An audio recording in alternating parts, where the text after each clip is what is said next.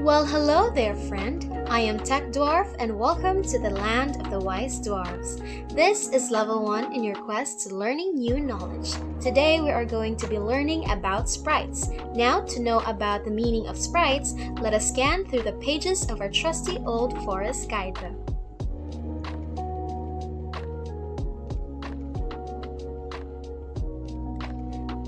According to the Forest book, sprites are two-dimensional images or animations overlaid into a scene. They are the non-static elements within a 2D game moving independently of the background, often used to represent player-controlled characters, props, enemy units, etc. Sprites can be composed of multiple tiles or smaller sprites. Here is an example of a sprite according to the book.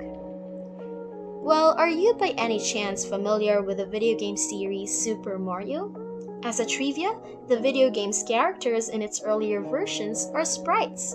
Cool, right? Now, as I have observed, you seem to want more in-depth explanation on what a sprite is. I believe you are curious on what its properties are and what problems do sprites solve.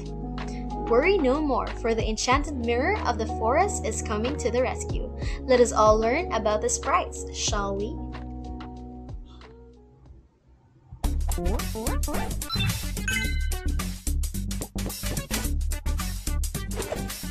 If you want to animate a single shape in GameLab, you can quickly end up with a lot of variables to manage. You'll need one to store the shape's X position, one to store the Y position, one for width, one for height, and as you add fills, strokes, and other characteristics, you'll need even more variables. If you want to animate additional shapes, you'll need to create a whole other set of variables. All this can quickly lead to problems with organization and clarity in your code. So what's an elegant and manageable way to keep track of all these variables? The solution is to start animating with sprites. Think of a sprite like a character that lives inside your animations. At first, a sprite will pretty much just be a rectangle. But the beauty of a sprite is what it has going on behind the scenes. When you make a sprite, it comes with properties, which are variables that store the characteristics of a sprite. Properties describe things like where the sprite's located on the screen, what it looks like, and what color it is. To create a new sprite, use the create sprite command. You can assign your sprite a label just like you would a variable. This code is creating a new sprite and giving it the label MySprite, but you can label it anything you'd like. Just like shapes, sprites need to be drawn to the screen. Use the draw sprites command to see your sprite appear in the display area. You can control a sprite's properties in your program by using dot notation. First, connect the label of the sprite to the label of the property with a dot. Now you can use this just like a variable. So for example, MySprite.x gets 200 will update the sprite's X location to 200, and MySprite.width gets 50 will update the sprite's width to 50. The next time you call draw sprites, these new property values will be used to draw the sprite. Sprites can have tons of properties. As you get familiar with them, they'll give you powerful controls over what your sprites look like and can do.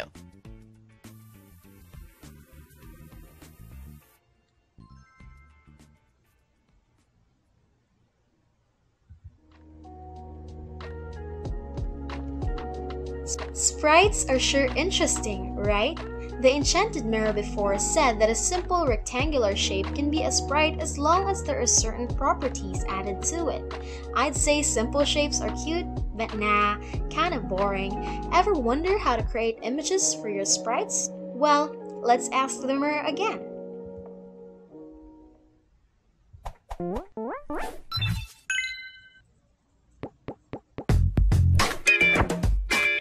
Hi, I'm Aston Motes, and I was the first software engineer hired at Dropbox. I also work with an organization called DevColor. DevColor is a nonprofit that advances the careers of Black software engineers. Sprites make it much easier to organize your code, but visually, they're still just rectangles. To make our creations come to life, we'll want to add images to our sprites. We'll start with a simple program you've seen before that creates a single rectangular sprite. Before we can turn this rectangle into something more fun, we need to tell GameLab about the image we want to use. All images and drawings you add to your project are created and managed in the Animation tab. To switch back and forth between your code and the animations, use a toggle in the upper left corner. To add a new animation, click the plus sign. This will open a library of images that are already built into GameLab. From the library, you can browse the categories to find what you're looking for. Once you've selected an image, it'll be added to your project and shown on the left. If you like, you can also change the name of your image. So, here we've added an image in the Animation tab, and we have code that creates a basic sprite. Now we'll need to put those two together and tell the computer that we want this particular sprite. We'll use the set animation block to do this. First, we'll use the name of our sprite and the name of the image we selected in the Animation tab. Now when we run our program, the sprite will be drawn with the image we selected.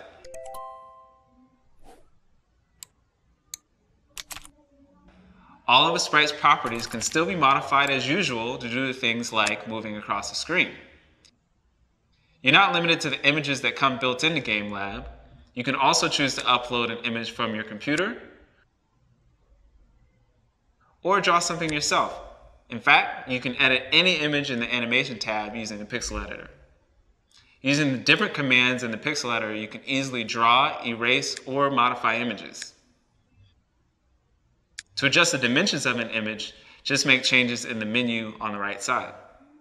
It's also just one click to flip your image to face the opposite direction. If you like an image you've made but want to make some changes, just make a copy. There are lots of helpful little tools in the Pixel Editor. Play around with them on your own and see what they do. Back in your code, the drop-down of animations makes it easy to pick which animation your sprite should use until you find the perfect look. Adding images or your own drawings to sprites lets you unleash your creativity and make your programs really your own. Let's get to it.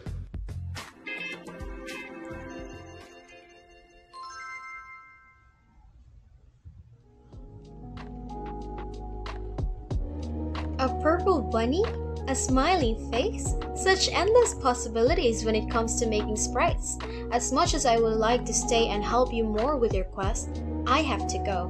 My 6 other brothers are calling me. However, as we part ways, I do hope you learned something and maybe you can create your own sprites too.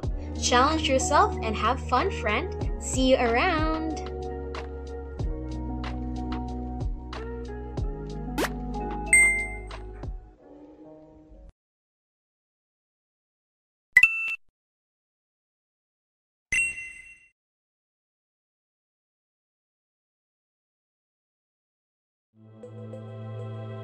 Good afternoon. Today we are on the 8th level and we are going to be talking in this level about sprite properties.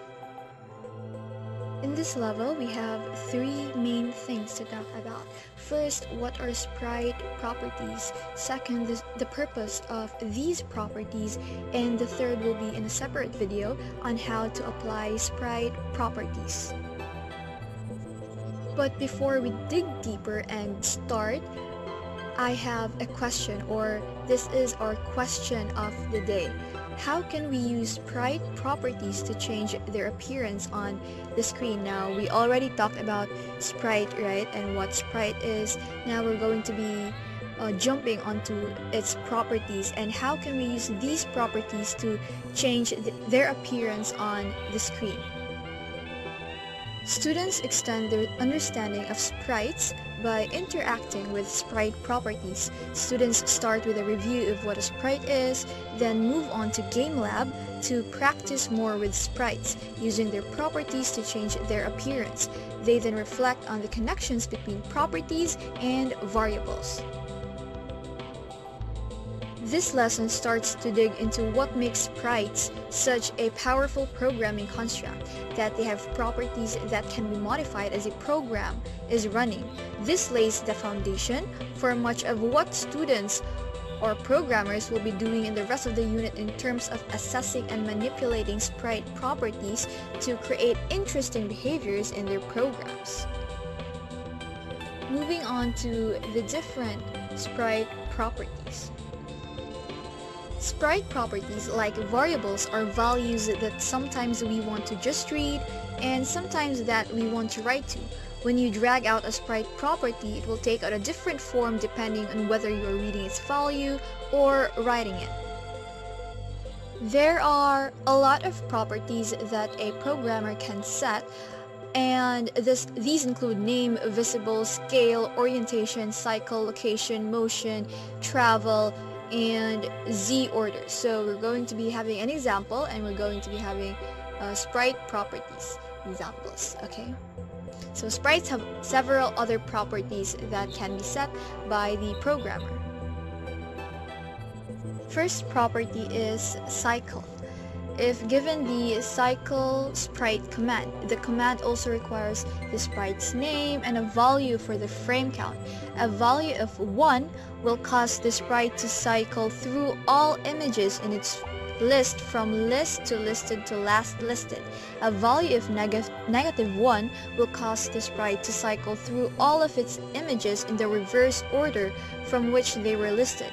A value equal to 1 of the images in the list will cause the sprite to cycle to that images. To cycle forward through all images, this is the example, that picture. So we have the print or backwards. Adding ones to the cycle sprite command causes the sprite to cycle through its frames of animation, either forward or backward only one time and then stop at the last or first frame. After the single cycle through frames, the sprite will appear as the last or first frame until a different cycle command is issued. This is useful for animations such as explosions. Now we have the scale property. A sprite may be scaled to a percentage of its original width and height with the sprite scale command. A percentage of 200 will cause the sprite to appear twice the original width and height, while a percentage of 50 will cause it to be half as large as the width and the height of the loaded bitmap. To change the size of a sprite to be 1 1/2 times the width and height of the loaded bitmap, we have here this picture. Print #w.g sprite scale smiley 150, so like that. Next we have the orientation. Sprites are shown just as they appear in the loaded bitmap. It is easy to cause them to appear as a mirror image of the loaded bitmap or flipped or rotated 180 degrees. It is not possible to rotate 90 or 270 degrees rather, so these rotations will require separate sprites or bitmaps. Sprites can have alterations in both scale and orientation at one time. Next we have the position and movement. A sprite can be moved to the XY position indicated in the sprite XY command. The following example places the sprite named Smiley at X equals 100 and Y equals 137. So it's all about position and movement. Last example that we're going to be talking about properties is Z-order. Z-order means the order in which the sprites are drawn. A sprite on the bottom of the Z-order is drawn first, so sprites drawn after it will appear to be on top of it. A sprite at the top of the Z-order is drawn last, so other sprites appear underneath it. To bring a sprite to the top of the Z-order, we have sprite to front Smiley. To send a sprite to the bottom of the Z-order, we have sprite to back Smiley.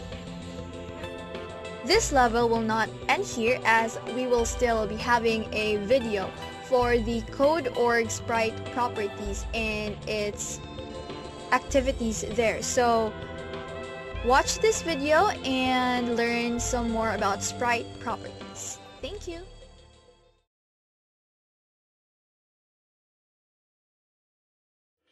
Hey, this is LP Wilson.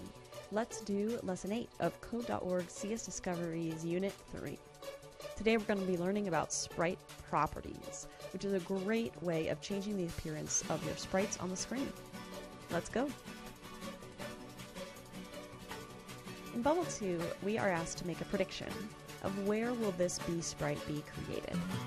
Now, you only get one chance to select A, B, C, or D, so let's think about this carefully. Please look at this code below and make a prediction about where the B will be on the screen. It will be in the middle, on the bottom right, top left. Throughout this video, I'm going to ask you to pause and think about it. Ready, go.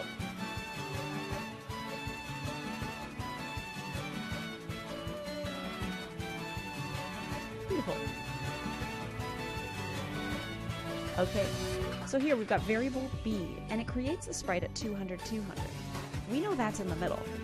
I hope you thought about it, because I'm about to give some spoilers. But here's the thing, here's some new code we've never seen before. B.x gets 350, and B.y gets 350. Okay, well I know x equals 350 is this line here. And y equals 350 is this line here. So I'm going to guess that these properties have now reset the x and y of the b to not be at 200, 200, but to instead be at 350, 350. Make your selection and press run. Woohoo! Alright, if you got this wrong, don't worry about it. You actually learn more from trying and getting it wrong than getting it right, which is interesting. If you got it wrong, take a pause and think about why it is the way it is. Let's learn more about this. Continue on with finish. Alright, in this next bubble, it says, do this. Run the program to see where the sprites appear. Change the X and Y properties of the paintbrush sprite to move it to the palette. Okay. I'm going to click and drag up on the workspace so we can see the code. We create a palette. It creates the animation. Creates the variable brush, sets it to have an animation, and then sets the palette X and palette Y. Okay. I'm going to let you rerun it here. Oh, interesting. And now let's pause and you change this code so that the brush sprite is anywhere touching the palette sprite. Let's go.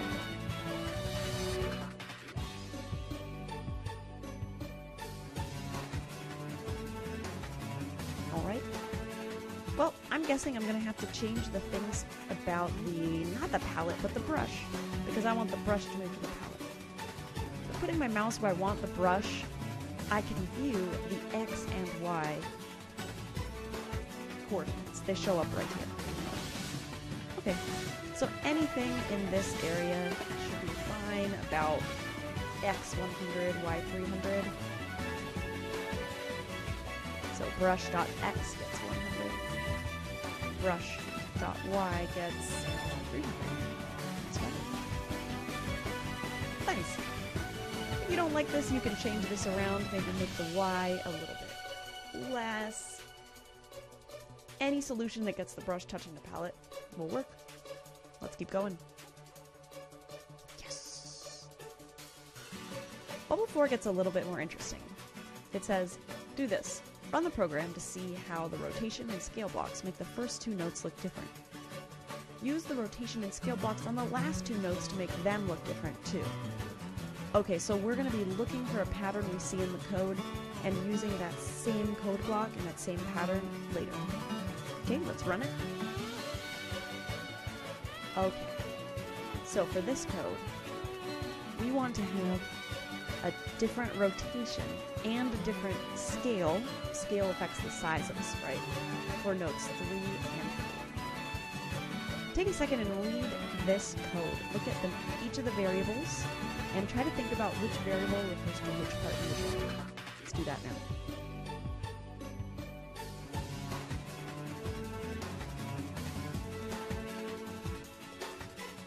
Alright, now that you've had a chance to look at the code, let's break it down a little. So you probably noticed that we have note 1, note 2, note 3, and note 4. Now, I'm going to put some space in this. You don't have to do this, but if you go to text mode and push enter in between these lines, we can make some space so that note 1 is separate from note 2, which is separate from note 3, separate from note 4. Oh yeah, that looks a lot better already. all we want to do is copy this pattern of blocks. Note 1 has these two properties there, scale and rotation. So does Note 2. To get these, all we have to do is go to the red section of the toolbox, click there, and click and drag these red blocks into the code. When you do that, it'll automatically put an equals sign after it. Sprite.scale, sprite.rotation. Now our job, I believe, is to make the notes look different. So note 3 and 4, I want to change the rotation, change the scale. There's no right answers for this. All I gotta do is type something here. I notice in the pattern they did something less than 1 for the scale. That's gonna make the notes smaller. So I'm gonna choose a number less than 1. I don't know, let's try 0.2. That's 0.2. Beautiful. And for rotation, I don't know, I'm just gonna pick 30. Now if I run this right now, it gets confused. I need to change these to say note 3. Otherwise the computer doesn't know what I'm doing. Okay, reset, run. Tiny note! Awesome. I'm going to leave it to you to do the same thing on note 4 by clicking and dragging in scale and rotation. Let's finish.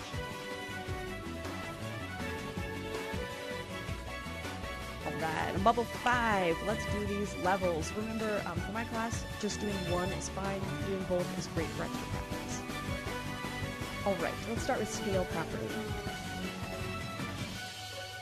Scale property is the way to make your sprites larger or smaller. We're going to be using this a lot. It says, scale property. The scale property changes the size of the sprite. Scale 1 is a normal size, scale 2 is twice as big, and a scale of 0.5 is half as big. Alright, do this. Use the scale property to make it look like the picture. Make sure that each animal is as big as it should be. Make sure the fish fits inside the pond. Okay, and looking at this code here, it looks like we have 4 different sprites: fly, fish, cow, elephant. And each one has a scale property already here, but it's set to 1, which is normal size. Let's see how that looks. Ah! That's not the size we wanted. Okay, I want you to experiment and see if you can change this code to make it look like this picture. Let's pause and try.